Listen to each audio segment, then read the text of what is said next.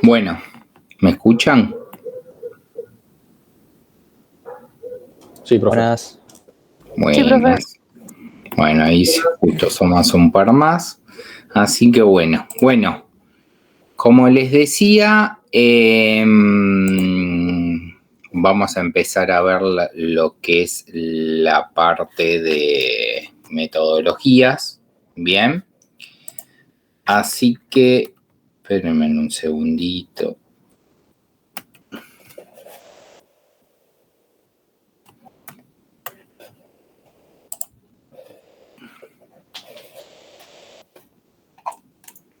Espérenme que se me trabó la máquina.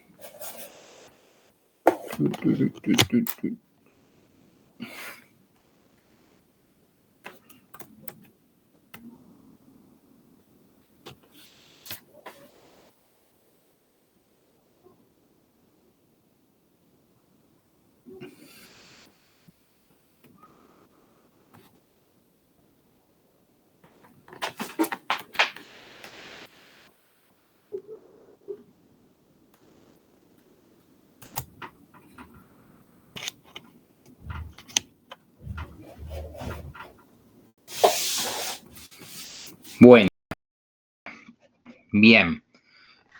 Vamos a empezar a ver la parte de la semana 3, que es de atributos de calidad. Vamos a hablar de los principios de las pruebas, los 7 principios, bien, y lo que es niveles de dependencia, bien. Bueno, vamos a hablar de lo que son los atributos de la calidad, bien. Dentro de lo que son los atributos de la calidad, los tenemos categorizados en dos grupos, los que son los de funcionales y los no funcionales. Bien.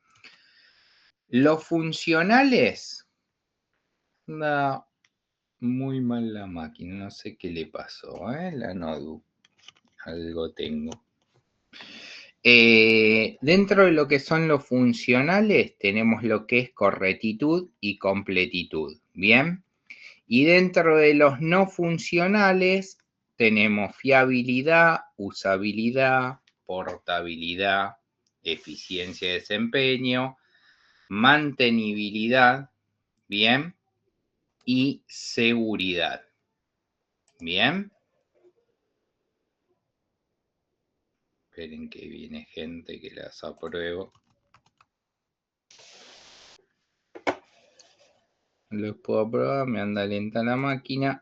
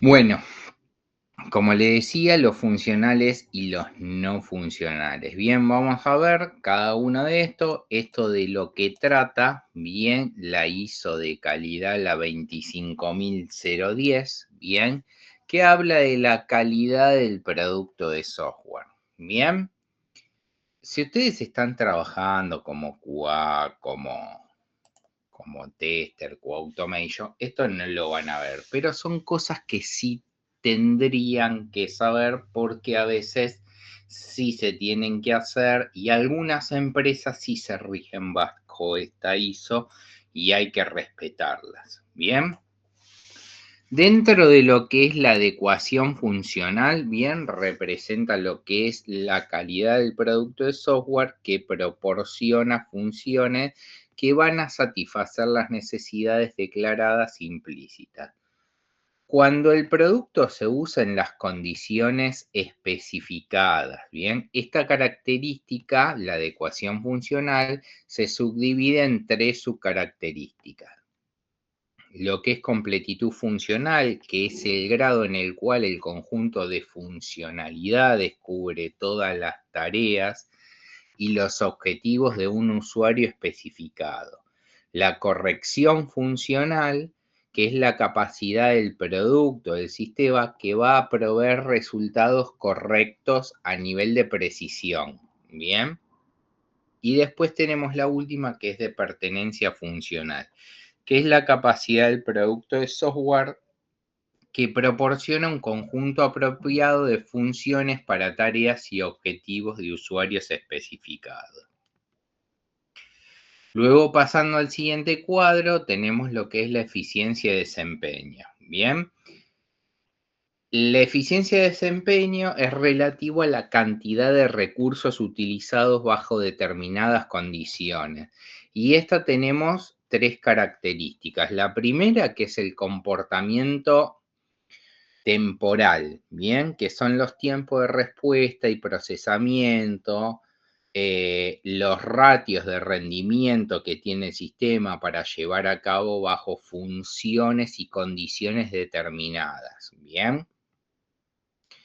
Es lo que se denomina por ahí, si ustedes saben lo que habrán escuchado la palabrita de lo que es el benchmark, ¿bien? El segundo, que es la utilización de recursos, ¿bien? Las cantidades y tipos de recursos utilizados cuando el software lleva a cabo su función bajo condiciones determinadas, ¿bien? Y la última que tenemos es la capacidad, que es el grado en lo que los límites máximos de un parámetro, de un producto o un sistema software cumplen con los requisitos. El tercer cuadrito, que es la compatibilidad, bien, esta se subdivide en dos, que es la interoperabilidad, bien, que es la facilidad de comunicación con componentes externos, y la que es la coexistencia, bien, que es estar en un contexto con otros sistemas, bien. Ahí aparece una palabrita muy conocida que es interoperabilidad, ¿bien? Lo que es en sistemas financieros es muy conocida, está muy de moda esa palabrita.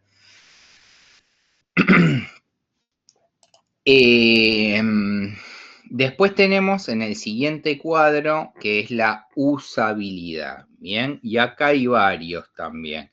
La usabilidad, que es la capacidad del producto de software para ser entendido, aprendido, usado, ¿bien? Y resultar atractivo para el usuario final, ¿bien?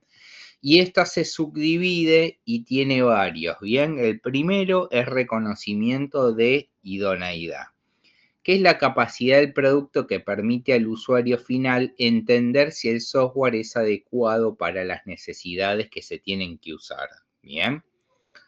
La capacidad de aprendizaje, el segundo, es la capacidad del producto que permite al usuario aprender su aplicación, bien, por eso la capacidad de aprendizaje para que lo aprenda. El tercero, que es la capacidad para ser usado, bien, capacidad de que permita al usuario operarlo y controlarlo con facilidad. Uno puede tener un producto y si ese producto no está usable, va a ser un tema. Bien. Protección contra errores de usuario, que es la capacidad del sistema para proteger a los usuarios para donde hay que hacer errores y darle feedback constantemente. Bien. Después algo que dice estética de interfaz de usuario, que es la interfaz de usuarios, bien, para satisfacer ahí la iteración con el usuario final, bien. Y la accesibilidad, que es la capacidad del producto que permite que sea utilizado por usuarios con determinadas características y discapacidades. Vamos a hablar después de esto de la accesibilidad. Fiabilidad, que es la capacidad de un sistema o componente para desempeñar las funciones específicas cuando se usa bajo unas condiciones y periodo de tiempo determinado. Bien, esta característica se va a subdividir, bien, en varias y la primera que tenemos es la madurez, que es la capacidad del sistema para satisfacer las necesidades de fiabilidad en condiciones normales. Después tenemos disponibilidad, es para que esté operativo y accesible para su uso cuando se requiere. Bien, ahí aparece uno que dice tolerancia a fallos. Bien, es la capacidad del sistema o componentes para operar según lo previsto en presencia de fallos de hardware o de software. Y el último, que es capacidad de recuperación. Capacidad del producto de software para recuperar los datos directamente afectados y restablecer el estado deseado del sistema en caso de interrupción o de falla. Y el último que tenemos es la seguridad. Va, el último, faltan más. La seguridad acá puede ser que sea confidencial, que es la protección de los datos contra el acceso de datos o de información autorizado, ya sea accidental o deliberadamente. La integridad, bien, componentes para prevenir accesos o modificaciones no autorizados a datos, bien, o programas dentro de lo que son los servidores. No repudio, que es la capacidad de demostrar las acciones o eventos que han tenido lugar de manera que dicha acción o evento no pueden ser repudiados posteriormente. Responsabilidad, bien, es de rastrear de forma eficiente, bien, a las acciones de esa entidad. Y por último, la autenticidad, bien, o sea, demostrar que esa persona que está accediendo sea la que está accediendo. Tenemos lo que es la mantenibilidad, bien. Que esta característica representa la capacidad del producto de software para ser modificada efectiva y eficientemente debido a necesidades que sean evolutivas, correctivas o perfectivas. Esta característica se subdivide bien en el primer ítem, ahí lo que dice modularidad, bien, capacidad de un sistema o que un programa, ya sea app o web, bien, que permita que un cambio en un componente, en una funcionalidad, tenga un impacto mínimo en los demás, bien. Reusabilidad, bien, que permita que sea utilizado en más de un sistema de software o de construcción de otros software que anden por ahí. Analizabilidad, ya no me salen las palabras esta hora, que es la facilidad con la que se puede evaluar el impacto de un determinado cambio sobre el resto del software, bien, diagnosticar ahí las deficiencias, los fallos, los errores, los bugs que se encuentran en el software, o identificar las partes que sean a modificar, ¿bien? Después tenemos lo que es la capacidad para ser modificado, que es la capacidad del producto que permite que sea modificado de manera efectiva y eficiente, sin introducir defectos, ¿bien? Porque eso es importante, no debemos introducir defectos, porque si no, ahí estamos muertos, ¿bien?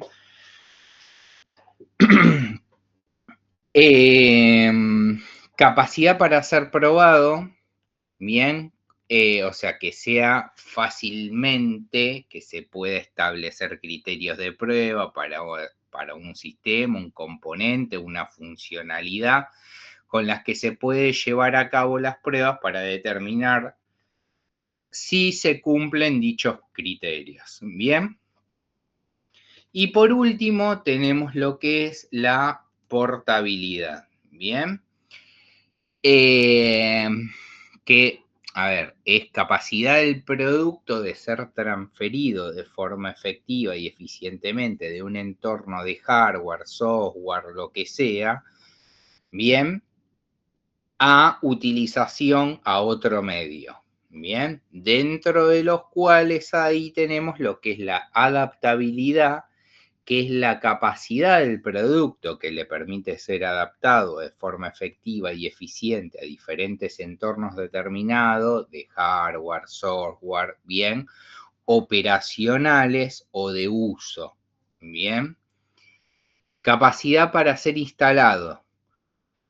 Que el producto se pueda instalar y desinstalar de forma exitosa en determinados entornos y capacidad para ser reemplazado, ¿bien?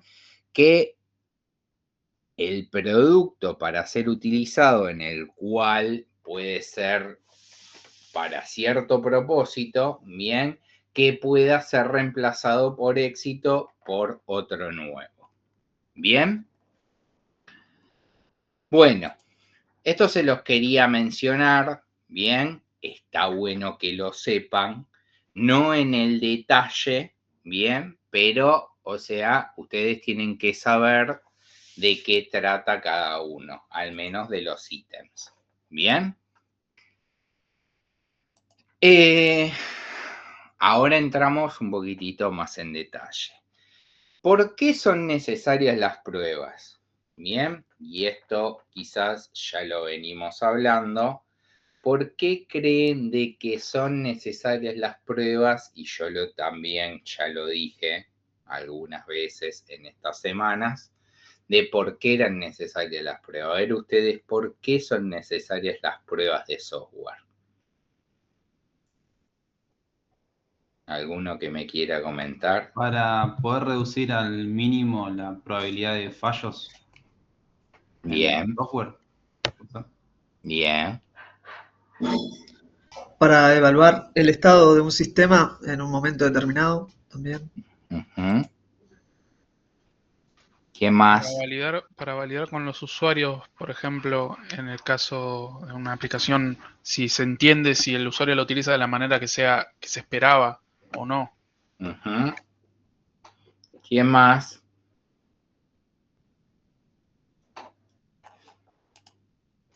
Para validar que el código se comporte de la manera esperada.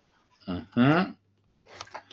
Bueno, hay muchas razones por las cuales un software debe ser probado. Pero las más importantes, ahí como ven, son el software es realizado por seres humanos que cometen errores, ¿bien? Obviamente, o sea, a ver, los desarrolladores cometen errores, o sea, no son perfectos, y, o sea, si no cometieran errores, no existiríamos los QA, ¿bien? A medida que se incrementa la presión en las entregas, no hay tiempo para chequear y comienzan a asumir, bien, con lo cual se cometen errores. Es muy importante esa. ¿Por qué es muy importante? Yo les dije que a través de lo que era la metodología Agile, bien, si ustedes no tienen tiempo y empieza a cortarse el tiempo, porque supongamos que nosotros termina el viernes y encontraron, por ejemplo, 2 issues que son importantes, lo tiene que arreglar el desarrollador. Y después, obviamente, imagínense que tienen una aplicación donde tienen, no sé, 250 casos de prueba. Bien, con lo cual tienen que correr 200 casos de prueba, imagínense, no sé, el jueves y el viernes. Y el viernes acuérdense que yo les dije dónde está la metodología Agile, existe lo que es una reunión de retrospectiva, con lo cual ahí ya tienen la reunión de retrospectiva, generalmente son 1 hora y media, 2 horitas, donde se hablan muchas cosas, bien, cosas que se pueden corregir para los próximos sprints. Con lo cual ahí ya le estoy sacando horarios, bien, y ustedes dicen, ¿cómo hago para correr todo esto? Bueno, se usan estrategias que después vamos a ver cuáles son, bien, pero indudablemente no lo podés correr todos. Ahí tenemos una ayudita, ahí tenemos la ayuda de nuestro señor automatización, a ver cuántos casos tenemos automatizados y de que esos casos estén corriendo ok, bien, que no hagan cualquier cosa, que estén corriendo bien. Ahí, por ejemplo, tenemos una ayudita. Y después otra cosa que tenemos es ver qué estrategia y qué tipos de pruebas vamos a hacer. Pero en ese momento, ahora no lo vamos a hablar, lo vamos a hablar más adelante en lo que es el segundo parcial, eso. Con lo cual ahí también, bien, hay mucha presión y imagínense que también tiene la presión el desarrollador, no la tiene el QA, porque tiene que arreglar y lo tiene que hacer bien. Entonces, es como que ahí se empiezan a cargar una mochila de ciertos kilos y está bueno que lo saquen bien. El punto 3, para medir la estabilidad del software. Bien. A medida que pasan los sprints, el software crece, hay nuevas funcionalidades y se llega hasta un punto que dice, bueno, vamos a estabilizar el software. ¿Por qué pasa eso? Porque el software está teniendo muchos errores. Errores no que lo dejó pasar el QA, sino hay cosas que quizás hay que replantear. funcionalidades que hay que replantear, decir, che, ¿está bien esto desarrollado así? Porque quizás tiene 5 pantallas para hacer un end-to-end, una funcionalidad que vaya desde comienzo hasta... y la podemos hacer quizás en 2, entonces hay que replantearse algunas cosas. Y esas cosas empieza a tomar madurez el software a medida en que van pasando los sprints. ¿Bien? Punto 4, para demostrar que el software no tiene fallas y asegurarnos que hace lo que debe hacer. Va muy atado el punto 3. O sea, hay que empezar a demostrar de que el software es fiable, eficiente, no tiene errores, hace lo que tiene que hacer, que el usuario final dice, bueno, está bien, esto por lo menos funciona, está bien, pero hay que seguir agregando cosas. Habla sobre ese punto. Bien. Y 5, porque las fallas pueden ser costosas. Es más barato y rápido encontrar las fallas antes de poner el sistema en producción. Eso es buenísimo. Entonces, ¿las fallas son costosas? Después vamos a hablar también de esto. Sí, son muy costosas y cuando se sale con fallas a producción, son muy, pero muy costosas. Bien, con lo cual hay que prestar mucha atención a esos puntos. Bien. Bien, ya entramos a hablar algunas definiciones. Bien. Casos de prueba y o escenario. Bien. No existe una fórmula que funcione para todos los proyectos o en estos casos para que todas las aplicaciones, si bien hoy en día la mayoría de los equipos usan Scrum bajo la metodología Agile en un proceso de desarrollo, se malinterpreta el pensar que al ser una metodología Agile no es necesario escribir los casos de prueba. ¿Bien? Si bien las aplicaciones en el aspecto de desarrollo avanzan rápidamente, ya que al final de cada sprint tenemos un incremento de esa aplicación, es mucho más importante asegurar la calidad de ese incremento. Bien. También es una realidad que los tiempos para crear los test cases, automatizar las pruebas, probar también en sí mismo los casos manuales, son cada vez menos. Bien, no podemos dejar de usar las herramientas que tenemos para asegurar la calidad. La pregunta es, ¿creamos test cases o no? Sí. Toda herramienta que nos ayude a obtener un producto de calidad debe usarse, pero como dijimos antes, no es necesario crear los test cases de manera tradicional. ¿Bien? Y ahí el punto 1, ¿cuál es la diferencia entre un test cases y escenario? Un test case es un conjunto de condiciones bajo las cuales se determinan para determinar de una aplicación que funcione de acuerdo a los requerimientos, especificaciones, historias de usuario, y para escribir un test case debemos tener precondiciones, pasos a reproducir, resultados esperados, datos de las pruebas, etc. Estos son quizás las primeras columnas para que ustedes se vayan lavando la cabeza en este momento. Entonces, es precondiciones, pasos a reproducir, resultados esperados, datos de las pruebas. En cambio, para escribir un escenario, solo necesitamos saber qué debe realizar la aplicación.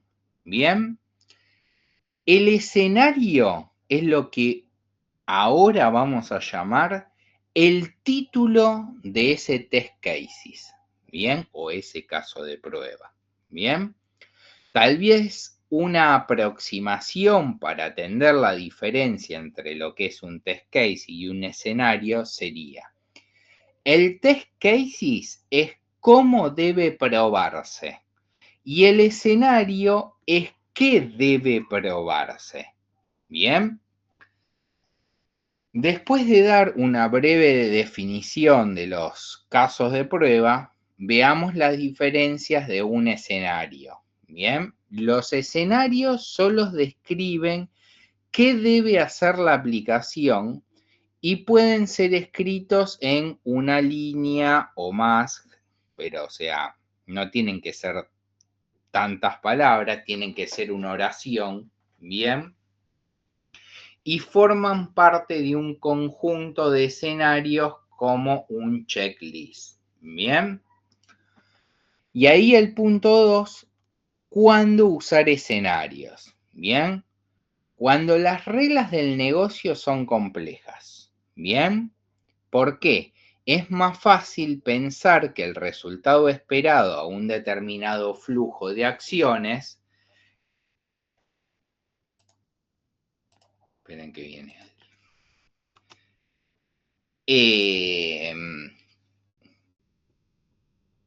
Que es más fácil, bien, pensar en el resultado ahí esperado de un caso de prueba, bien, para un determinado flujo que sea de acciones o de requerimientos o de funcionalidades, para tener que escribir un paso a paso y además es más efectivo en cuestiones de tiempo, ¿bien?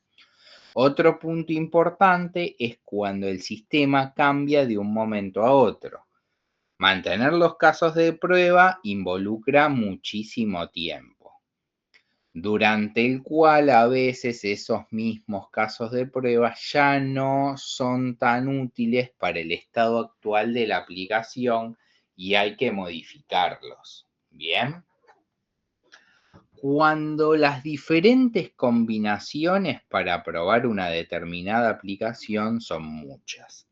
En el caso de escribir la cantidad ahí de test cases para probar a una sola parte de la aplicación, a una historia de usuario, va a involucrar tiempo y nivel de detalle para diferenciar de un test case de otro, ¿bien?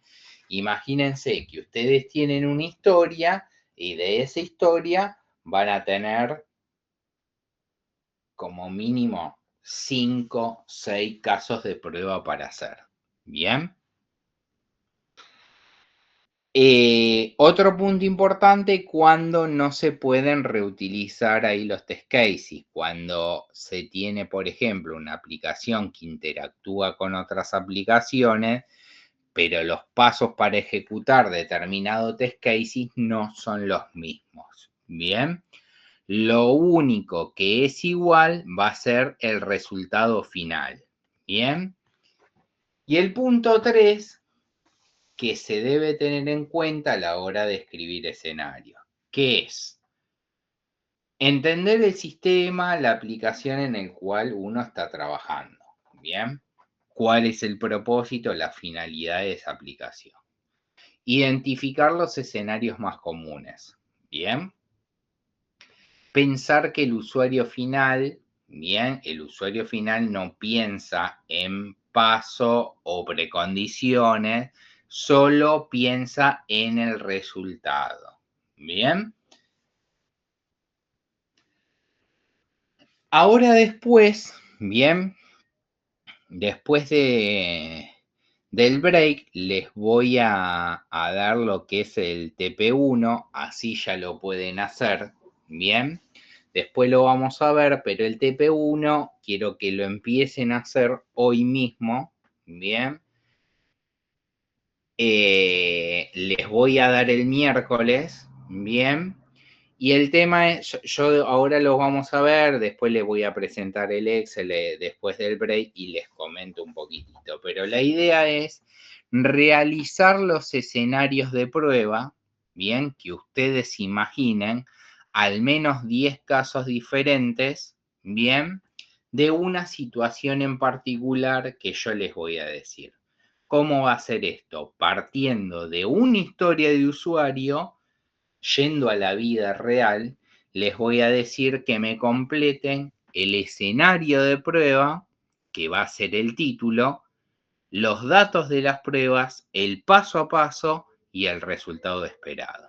Bien, el título va a ser una descripción de la acción que se va a realizar, los datos de prueba, los elementos que son necesarios, el paso a paso, que va a ser indicar los pasos necesarios para que se cumpla la acción final, y por último, el resultado esperado, el éxito que se necesita para realizar la acción correctamente.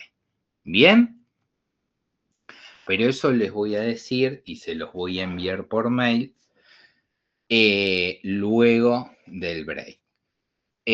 Ustedes lo pueden hacer hoy, van a tener un ratito de tiempo. El miércoles lo pueden seguir haciendo, pero por favor ya después del miércoles, o sea, les doy tiempo para que lo hagan en horario de clase, así me lo envían. Yo los voy a estar viendo, si veo que no va, les voy a decir, che, o sea, pasa esto, pasa lo otro, acá hay que mejorar, acá también. A los que no les respondo, bien, quiere decir que lo vi bien. Está bueno que lo practiquen el TP1, ¿por qué? Porque les va a servir para el primer parcial, ¿bien? Va a ser un ejercicio así similar, donde van a tener que hacer eso mismo. ¿Bien? Bueno, después del break les comento un poquitito mientras seguimos con esta PPT.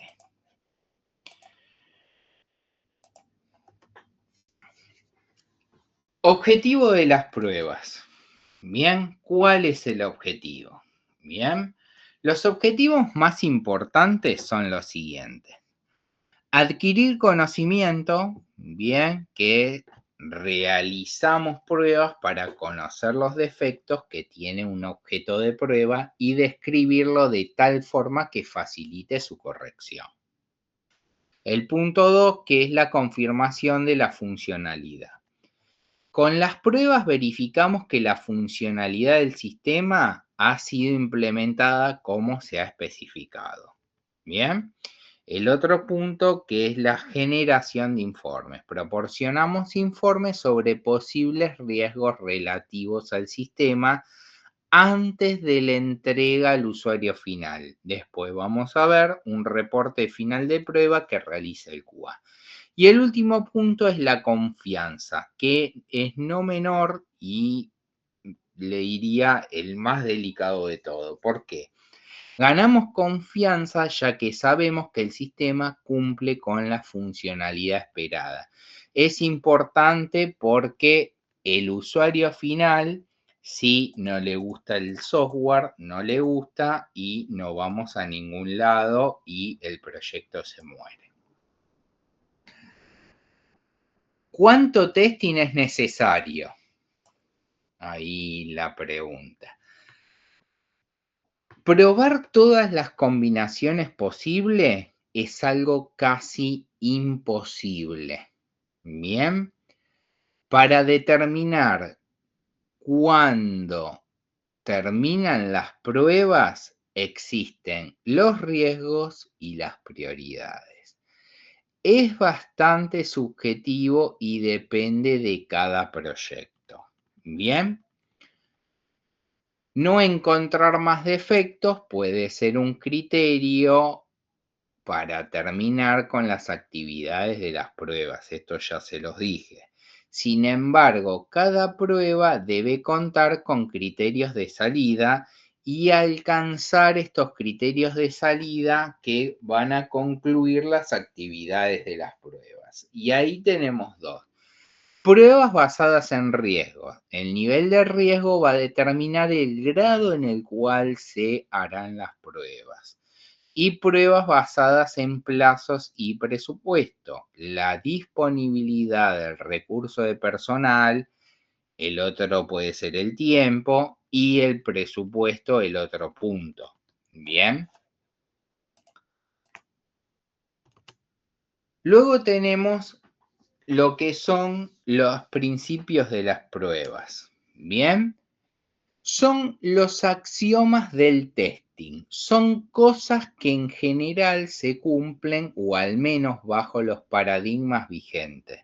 Y el primer principio lo que dice es que las pruebas ponen en evidencia los defectos. Como vimos en la frase que decía Dijkstra, bien, hace unas semanas, las pruebas demuestran que hay defectos. Pero no pueden probar que no haya defectos. Las pruebas reducen la probabilidad de que queden defectos ocultos en el software. Pero que nosotros no lo encontremos no quiere decir que no estén. Pueden estar ocultos, entonces no se pueden demostrar de que todos los defectos han sido identificados. Si alguien nos dice, no encontramos defecto, o si nosotros decimos al terminar el ciclo de prueba, ya no encontramos más defectos, eso no quiere decir que los defectos no existan. El segundo principio dice que las pruebas exhaustivas no son posibles, es decir, probar todo no es factible, salvo en casos muy triviales y aún así es difícil. ¿A qué nos referimos con todo? A probar todas las combinaciones de entradas y salidas, a probar los ciclos en cantidad de veces, en recorrer cada rincón del código. El testing es muestral por definición. Elijo casos de prueba porque no se puede probar todos. Bien, después eso lo vamos a ver. Tengo que elegir los casos más interesantes. Lo vamos a ver en tipos de pruebas eso. Los que reduzcan el riesgo, los que aumenten la confianza en el sistema. No puedo pretender probar todo. Todo, nunca van a poder probar porque viene de atrás el señor con el hacha y les dice que ya entregás y cuando entregas, entonces no van a poder probar todo. Por eso existen las estrategias de prueba. Me tengo que centrar en hacer un análisis de riesgo y priorizar para distribuir bien mis esfuerzos de prueba. El siguiente dice probar en fases tempranas. Probar en fases tempranas implica que se involucra testing en etapas tempranas del proyecto.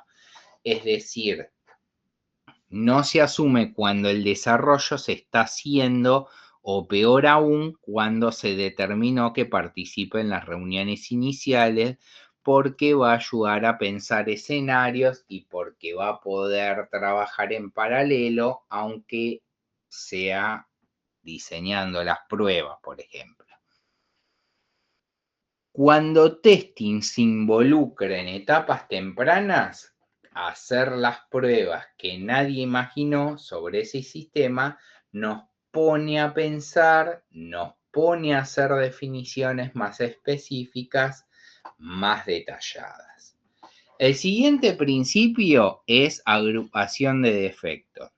Este principio se va a basar en estadísticas, básicamente, y dice que la mayoría de los defectos se encuentran agrupados en pocos módulos. Es decir, que cuando encontramos un defecto hay que seguir buscando porque por ahí cerca puede haber otros más. ¿Bien? Miren que viene ahí.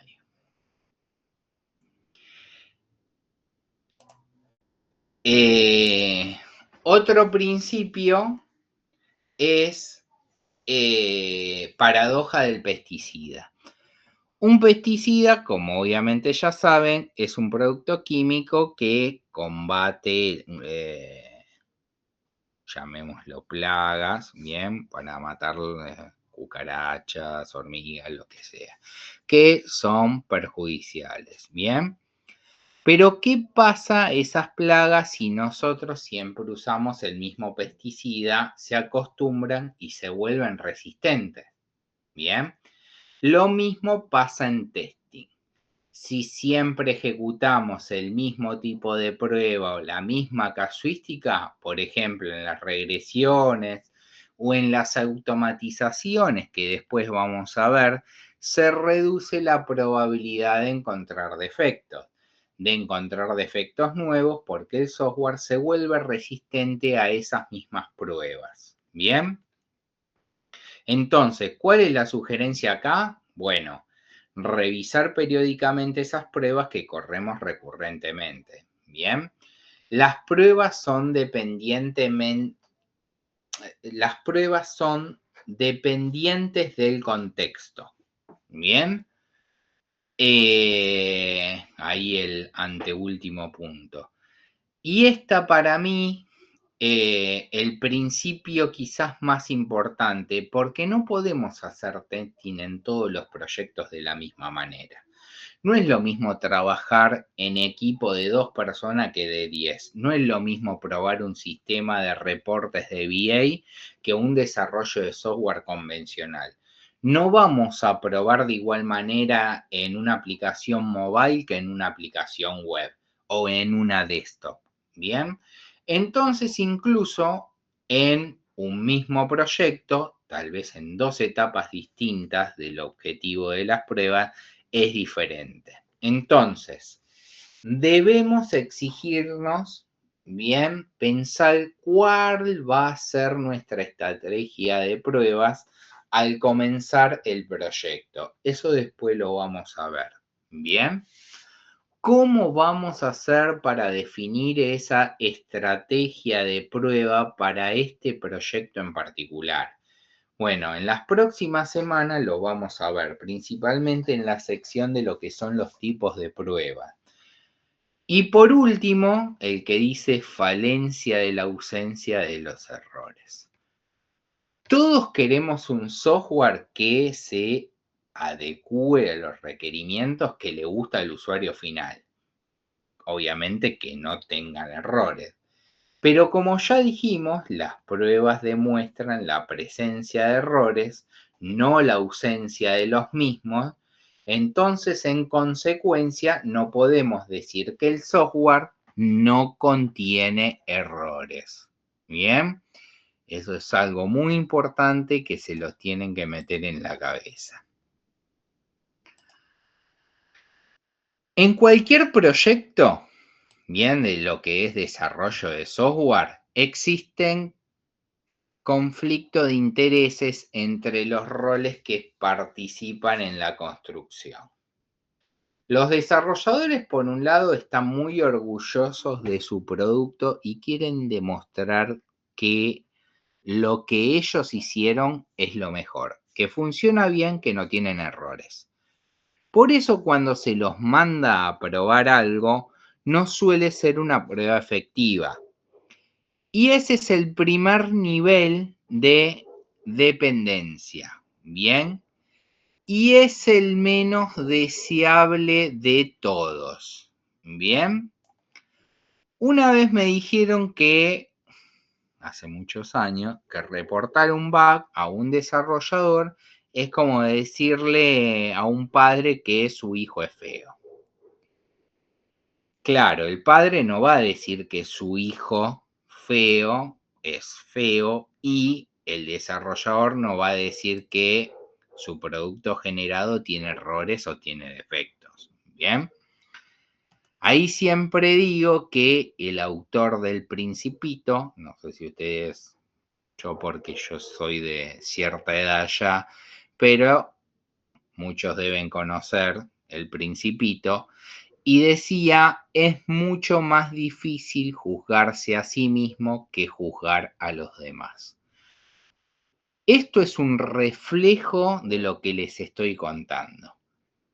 Es más fácil encontrar defectos en el desarrollo de software ajeno que en lo que uno acaba de construir, porque uno tiene un sesgo de confirmación.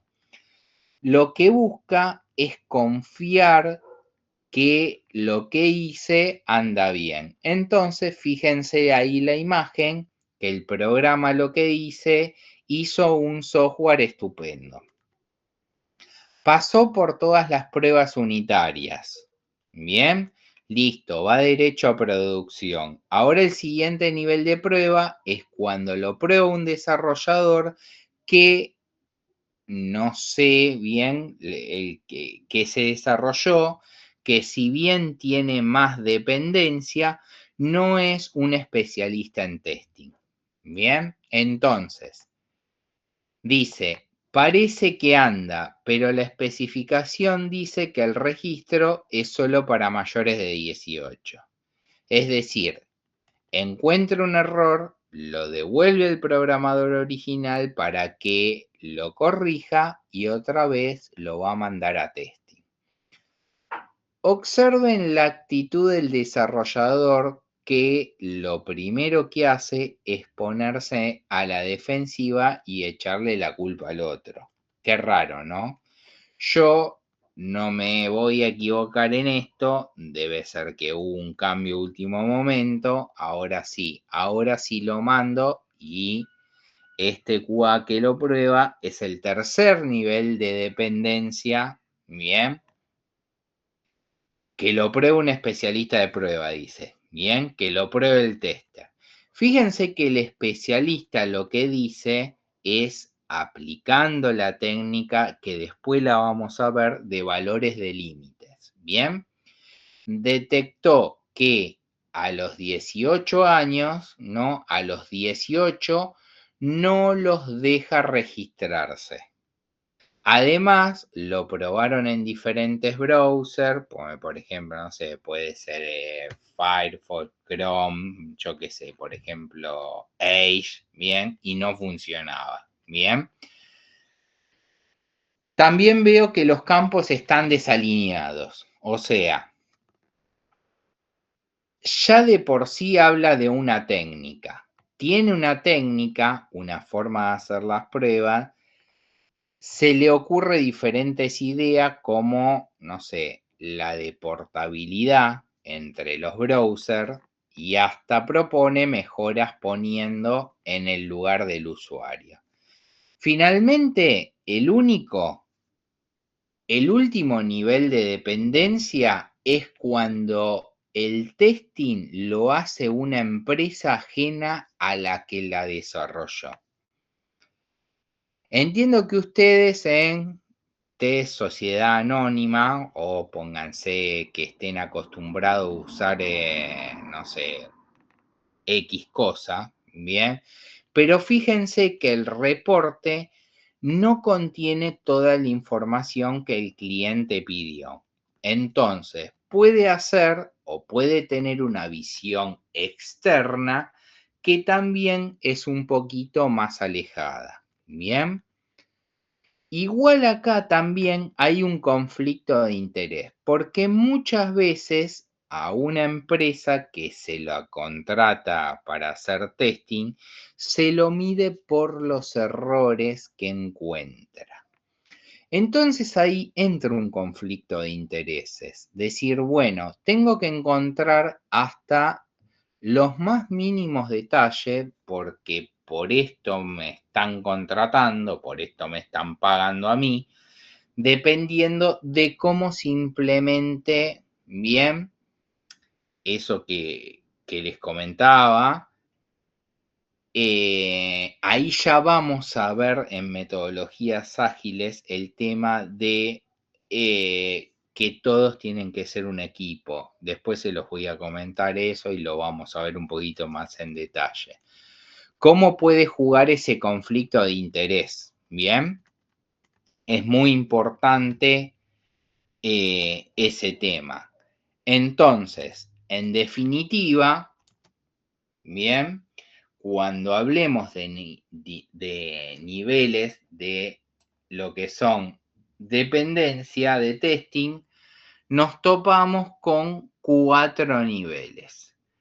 Las pruebas diseñadas por las mismas personas que crean el software, que sería un bajo nivel de dependencia, que el desarrollador realice las pruebas, bien. Estas, obviamente, como ya les comenté, el desarrollador hace lo que son las pruebas unitarias, bien. El punto 2, las pruebas diseñadas por tercero, por ejemplo, otro miembro del equipo de desarrollo, que puede ser un desarrollador o puede tener otro rol. Las pruebas diseñadas por una persona procedente de otra área, bien, de la organización o de otro rol como es testing, bien. Por ejemplo, no sé, los usuarios finales también, o sea, ellos vienen y dicen, che, yo voy a probar esta funcionalidad. Ellos tienen otro nivel de pruebas, no van a hacer las mismas pruebas que desarrollan en testing. Y el último punto, las pruebas diseñadas por personas de esta organización. Bien.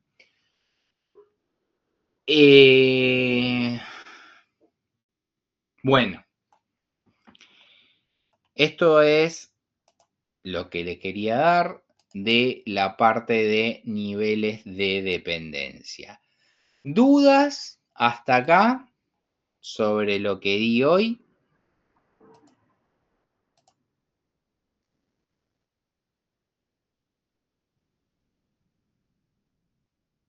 Bien. Alguno levantó la mano.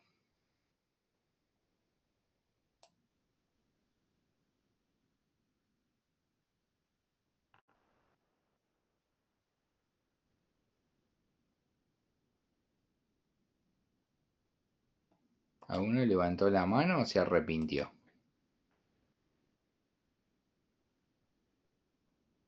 Bueno. Bueno. Nos tomamos un break y en 20 volvemos y les explico el trabajo práctico para hacerlo. ¿Bien? Volvemos 20 y 20.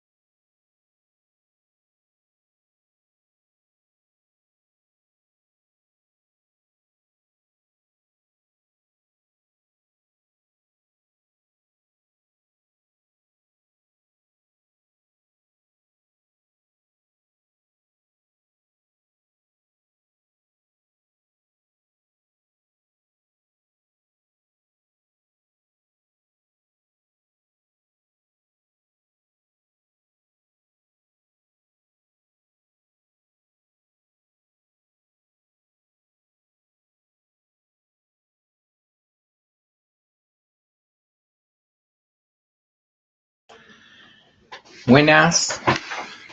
¿Están por allí?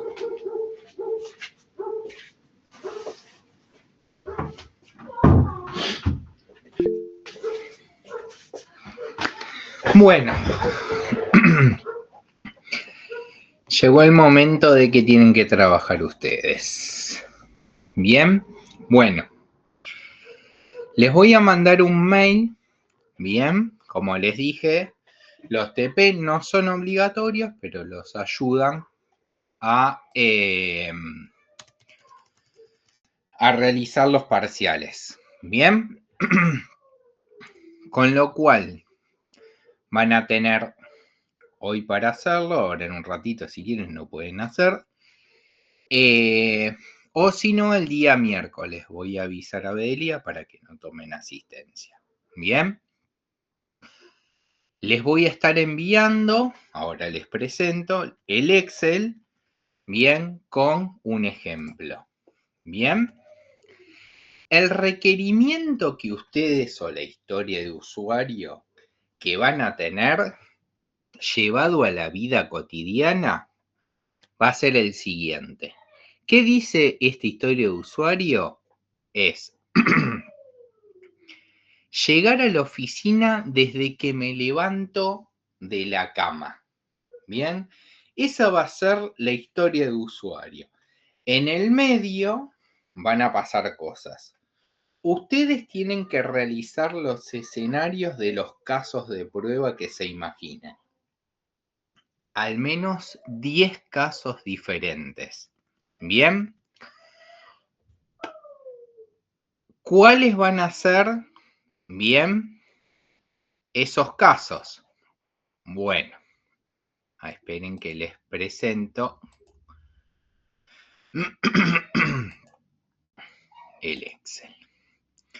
Yo les dije que la historia de usuario de ustedes va a ser llegar a la oficina desde que me levanto de la cama. ¿Bien? Ahí ustedes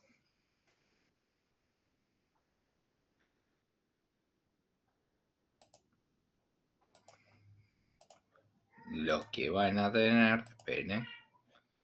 Ahí ustedes, yo les doy ahí un caso, bien, con el título que dice apagar la alarma del celular. Bien, ustedes van a tener que completar los datos de prueba. ¿Cuál sería? Dependiendo, apagar la alarma del celular, tener el celular con la alarma activada. Ese va a ser el dato de prueba. El paso a paso que va a ser, 1, despertarse, y 2, tomar el celular y apagar la alarma. Y por último van a tener el resultado esperado, desactivar la alarma para que deje de sonar.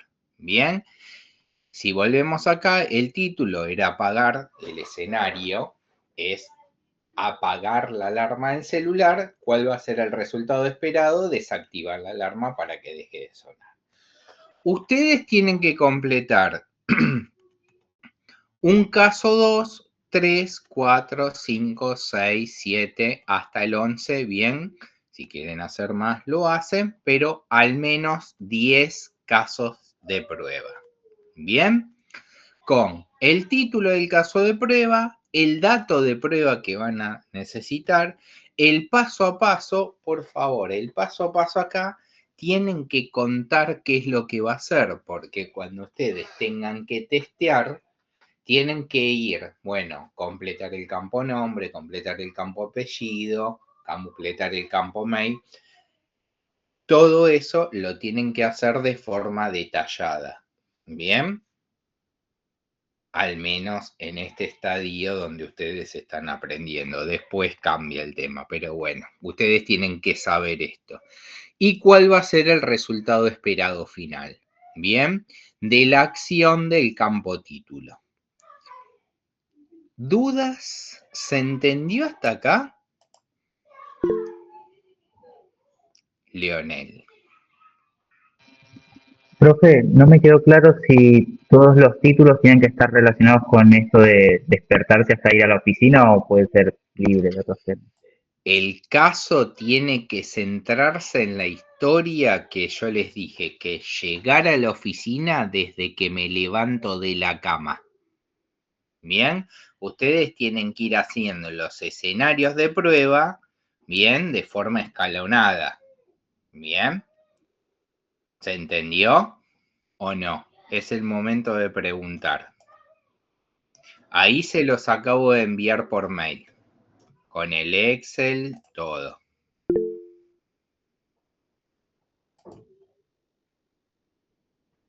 ¿Se entendió, Leonel?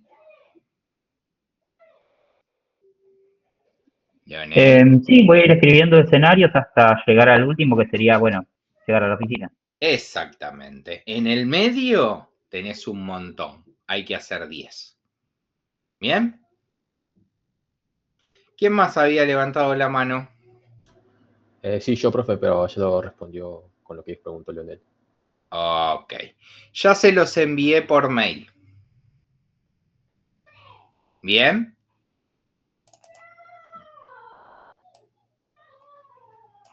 ¿Alguno que...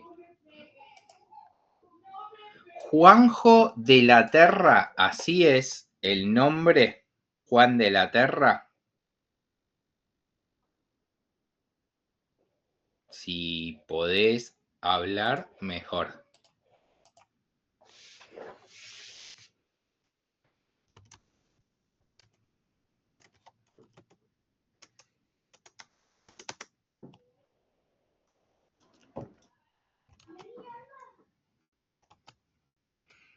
Te tengo en la lista. No sé con qué mail, pero la entrega, si quieren, envíenmelo por mail, me responden y listo, no hay ningún problema. ¿Bien? Juan, no sé con qué mail te debo tener, que es el mail que me pasaron de Bedelía. ¿Bien? En el aula virtual tienen lo mismo, si quieren lo pueden llegar ahí, también a los que no les llegó el mail, ¿bien? Pero los tienen ahí. Bueno. ¿Dudas? ¿Alguna duda que tenga alguien para preguntar? Recuerden que los TP no son obligatorios, el que quiere lo hace, el que quiere no. Yo les digo que les va a ayudar al parcial para la parte práctica. La parte teórica es la que vengo hablando desde ya hace algunas semanas, 3 semanas para ser más exacto. Y recuerden que el miércoles no tenemos clase porque hacen esto. Así que el miércoles, último día para enviármelo. ¿Bien? Bien. ¿Dudas?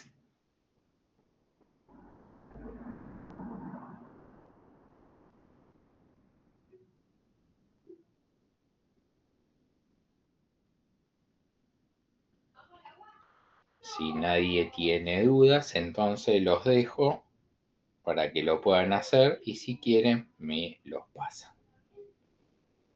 ¿Bien?